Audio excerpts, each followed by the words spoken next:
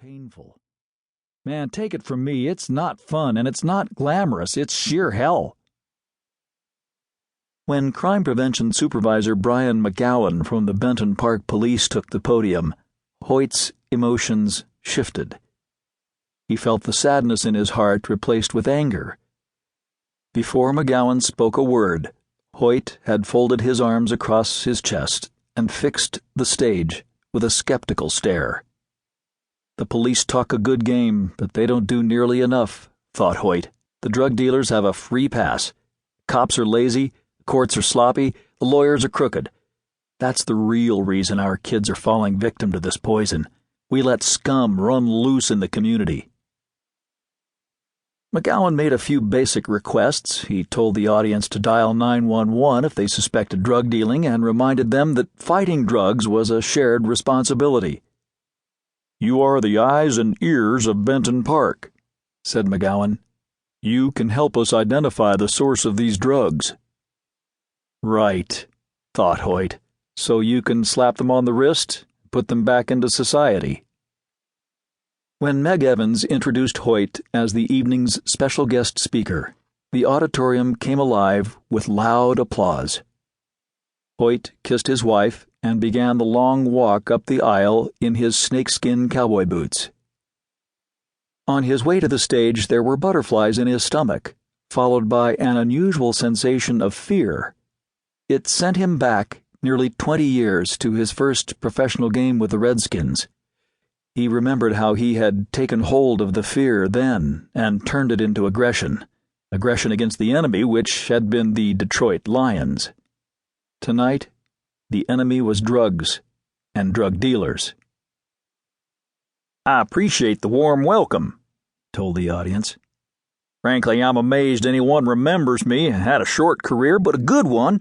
There was a joke among players that NFL stands for not for long. You get banged up, fresh talent comes up through the college system, and they put you out to pasture. Now, I played pro ball for 4 years with 3 teams. As you can tell from my drawl, I come from the South, brought up in Texas, a die-hard Cowboys fan before you boo.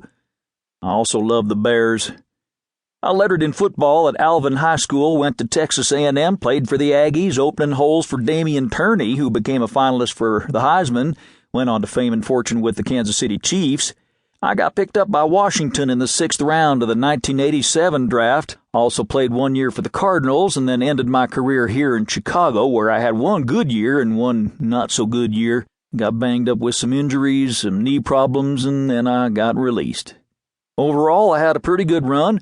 Had a reputation for going into every game with a tough mental attitude and being a very physical player. And I'm proud of the numbers on the back of my football card, but life goes on. As y'all know, my last 2 years were with the Bears, and although I grew up in Texas, I now consider Chicago my home. I have lived in a community just south of here for almost 15 years.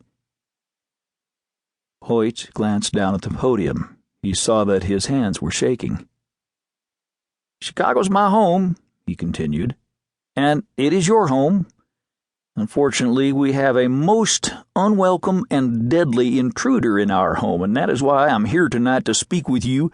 We have a fight before us, and winning this is more important than any game. Football, basketball, baseball, those are just sports. I'm talking about life and losing your life, and I'm here to tell you about the drug pushers. These people poison our neighborhoods. They destroy our families. Hoyt felt his throat tightened and then stopped, then forced the rest out. "They killed my son." He looked out at the expressions in the crowd. Every pair of eyes rested on him in rapt attention. Parents sat alongside their children, most of them high school students, but many of them younger. He could see a small girl who must have been only 5 or 6. Her face was pure innocence. Tommy was that young once, pure, unspoiled, with a bright future. Hoyt charged forward with his prepared remarks. He saw Sandy in the back, deep lines etched in her face, and drew strength from her.